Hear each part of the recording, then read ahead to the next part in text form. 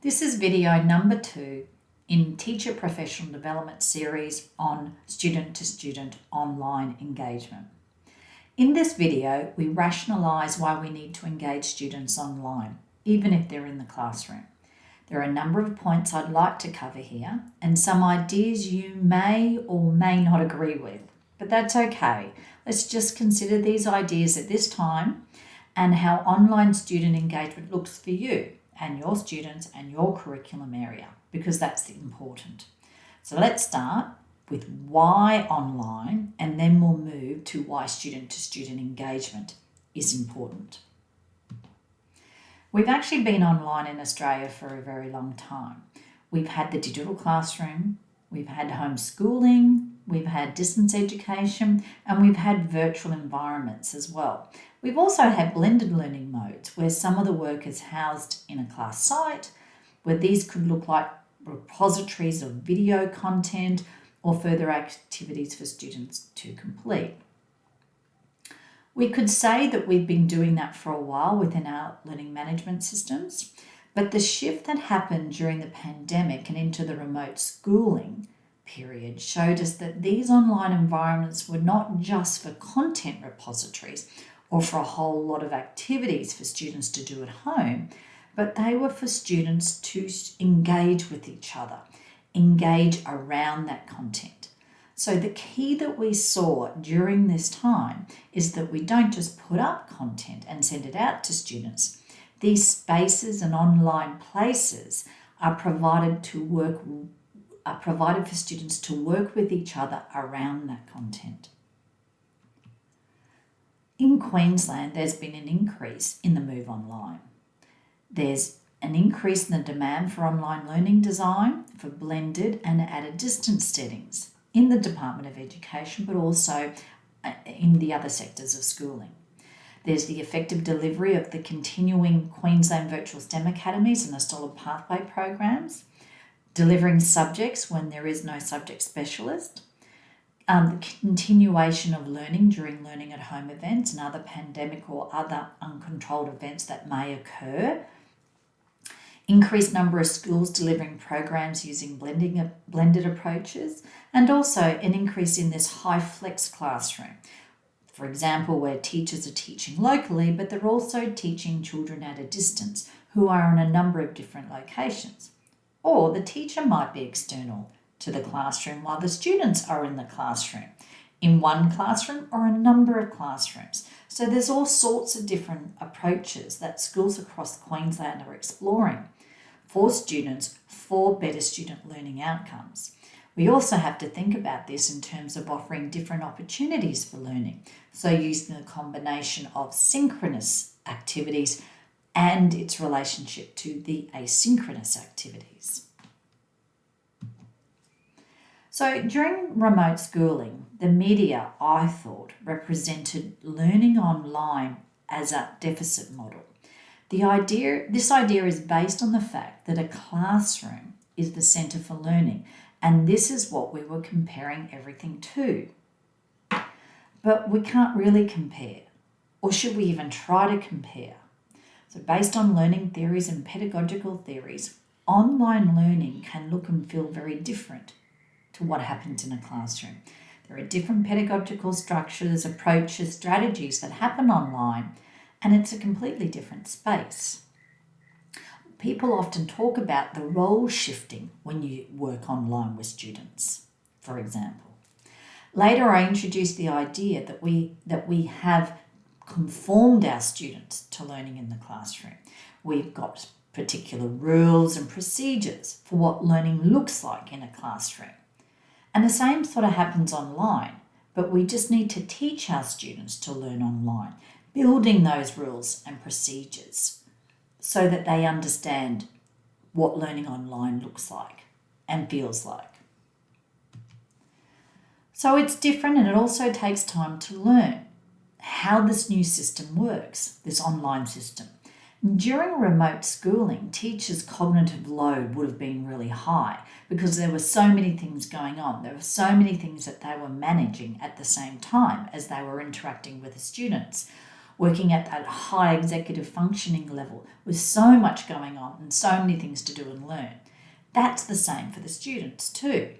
It's kind of like learning to drive a car. So many things happening, like your accelerator, your brake, your speed, looking for your indicators. Online, you're managing so many things: the digital tools, the social emotional engagement, the content, the delivery approaches, so many things at the same time. But as more online learning happens, students and teachers got more familiar with the online system. Online in the classroom, as a blended approach, is different yet again. We know that quality learning engagement can be achieved online. Some students like learning online. They talk about their ability to manage their time, learn when they want to, not having a subject every 45 minutes, enjoy doing, say, maths for one day, then English the next, so they can do deep dives into topics. Basically, they have more choice and there's more flexibility and there's more opportunity for them to engage in different ways online, and they can manage their time very well. But some believe that real learning only occurs in a classroom. They need the routine. They don't know what to do if they hit a problem. They like asking their teacher for help. They need the help from the teacher to move on, and they find it difficult to effort regulate. And they want to turn to their friend to learn with. They find it more difficult to learn online, to move through a problem if they don't have the strategies to continue engaging. And so there are students who come from both of these angles, and there are students who are obviously sitting in the middle as well. But we know that every student needs to be able to learn online, and how they learn online is important to keep building those capabilities to how they see themselves learning online. For those that don't like learning online, it's important because when you think about it, further education is moving online. Universities and TAFEs now have online modes. We've noticed that students, as they progress in their program, for example, law, criminology education, they choose to learn online because it's more flexible. It supports their busy life schedules. And professionally, in most jobs, online courses and training is done online. Also, people learn through connecting to their professional networks. They might want to learn how to play the guitar, so they watch some YouTube videos. They read other people's blogs. Professional organisations have interest groups and Facebook groups. So the nature of the way we connect online is different to how we're connecting in the classroom. And we learn through connections and seeking out other people to follow and learn from. So the shift to online is permeating our lives. It's actually already here. So we have to build our students' capabilities to learn online, especially in the sense of this lifelong journey of learning. It's going to be a part of their educational journey.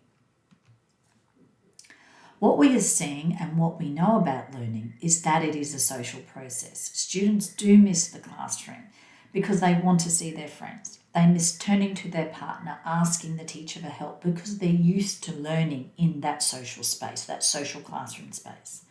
When an online learning space what an online space can provide is also a social learning space, but it's going to look different.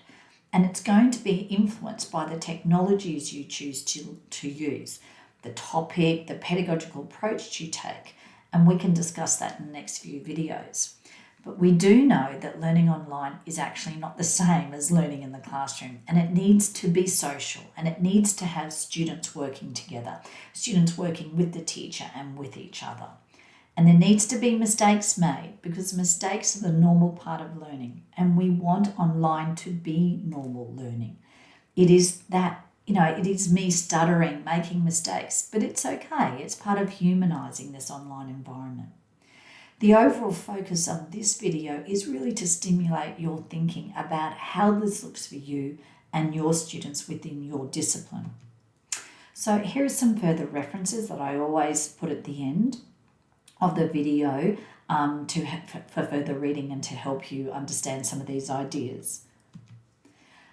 So settle into some of these ideas and consider for yourself why you think students need to move online. Is it important that we consider the continuation of learning, for further pandemics, for further opportunities for learning beyond schooling, for further education? But for me, online offers the other opportunities that are different to the classroom, and opportunities that we can't get to be with our students in the classroom. That shifting of the role, that shifting of the way that we work with students online is different to the way we work in classrooms. So for more videos, please use this QR code, but I hope you got something out of this about moving online. Thank you.